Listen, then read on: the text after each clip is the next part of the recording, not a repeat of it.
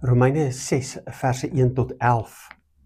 Dit vra of dit moontlik is dat genade sal toeneem as ons meer sonde doen. Ongelukkig nie. Genade is genade. Dit hang nie af van wat ons doen nie. Maar genade is juis wat God doen. Genade is wat God doen om ons te red, om ons 'n kans te gee.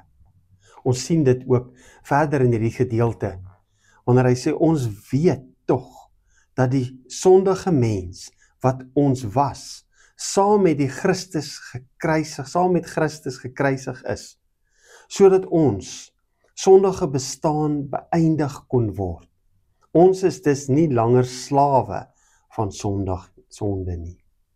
Ons weet dat die sondige mens wat ons was, saam met Christus gekruisig is. Ons moet daardie ou mens wat sonde doen, moet ons agterlos. Om te bekeer beteken om weg te draai. Ek moet wegdraai van daardie ou verkeerde bestaan wat ek weet verkeerd is. En ek moet Christus alleen volg, sodat ons sondige bestaan beëindig kan word. Ons moet 'n einde maak aan daardie sondige bestaan in my eie lewe en ook in die lewe van die mense rondom my. Moet ek daarvoor pleit dat ons sal ophou om hierdie goed te doen. Want hierdie belofte is waar wat ons hier sien.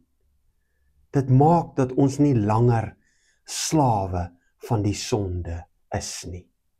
Deur dit agter te los, deur daarvan weg te draai, deur anders te leef, maak dat ek nie meer vasgebind is in boeye en 'n slaaf van my optrede en van die wêreld rondom my se optrede hoef te wees nie.